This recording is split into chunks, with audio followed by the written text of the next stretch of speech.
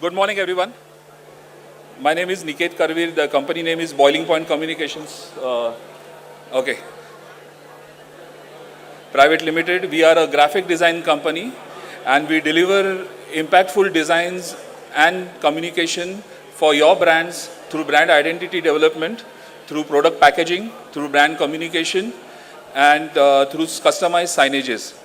So my today's topic is, it's very easy. We know how to build a brand or when you start up a brand, but how easy it is to actually kill a brand. So today I'm going to just touch upon a few of the pointers that can actually kill a brand instantly.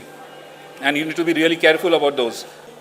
If you have already a multi-million dollar established company, this presentation is not for you because you can actually experiment with your monies and your budgets with the kind of branding that you do.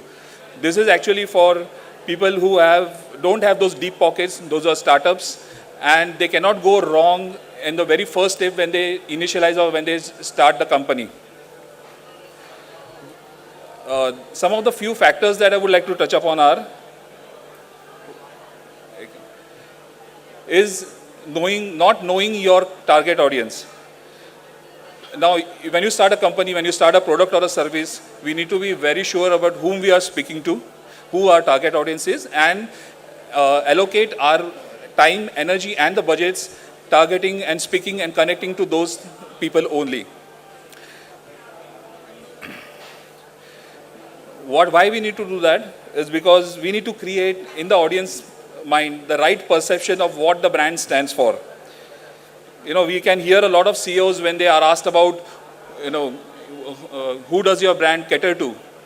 And most of the guys would say, it's for everyone. And that's a danger word.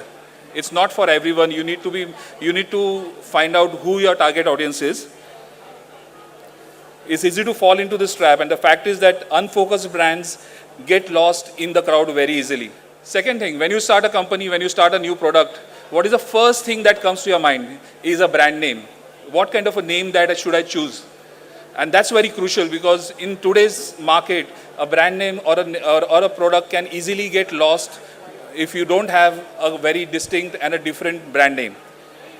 So, a very good example. Next slide, please. Next slide. One more. Now look at this brand. It's called Edit Crap Toilet Papers. Now in Germany, it works well. Now, Crap is actually the surname of a well-known family, like how we have the Tatas and the Godrejes over here. It's a similar. Crap is the last name of a well-known reputed family in Germany. But the same brand, if you take it outside Germany, you can imagine what kind of a chaos it would be in the market. It definitely will be a failure, right? Some of the case studies that I would like to take up on for the name. The next thing is about the logo design, and actually a bad logo design can actually kill your product or your company instantly because that logo needs to reflect your company, your product's vision, values, not just to your customers but also to all the stakeholders, so even your employees. So here is a very good example.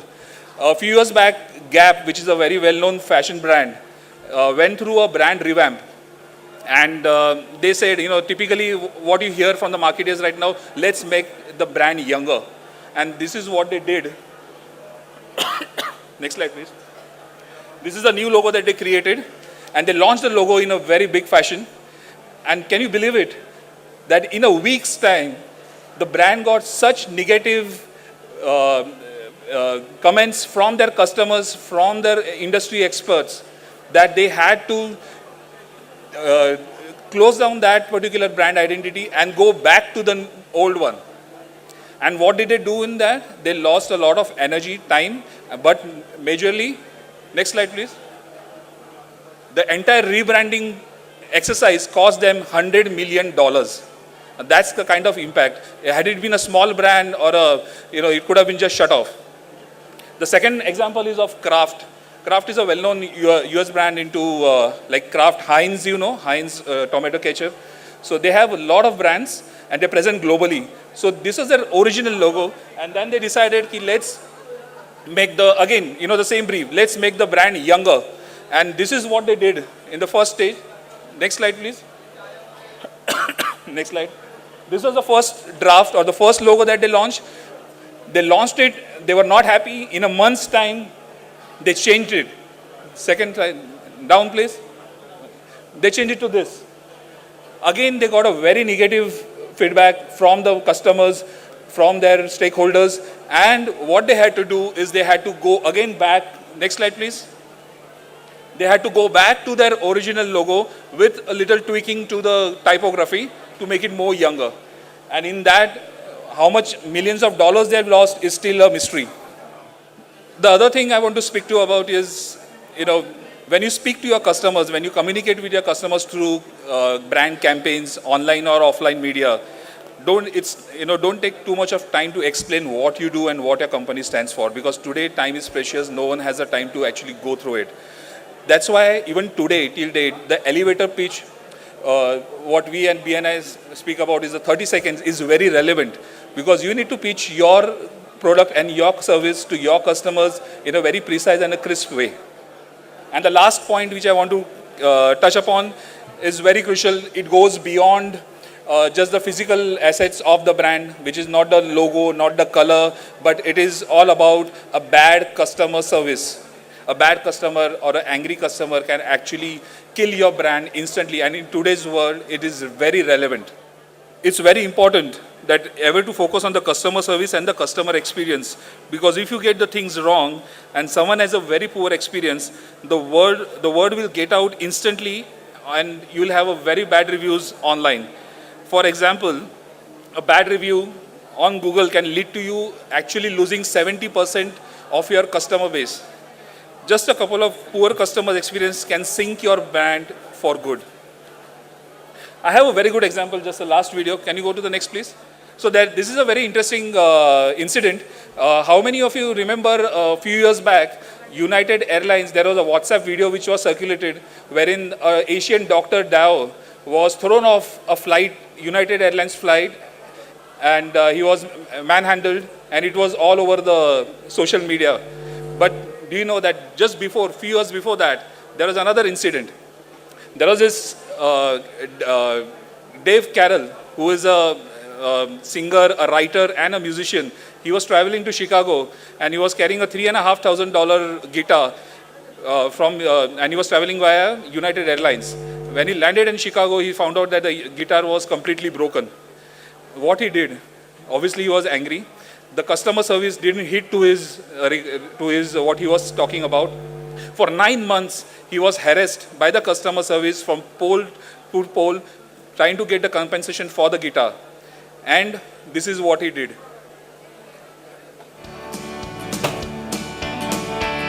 I flew United Airlines on my way to Nebraska.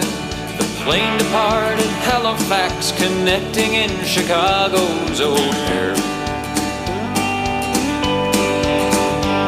While on the ground, a passenger said from the seat behind me, "My God, they're throwing guitars out there." The band and I exchanged a look, best described as terror, at the action on the tarmac, and knowing whose projectiles these would be.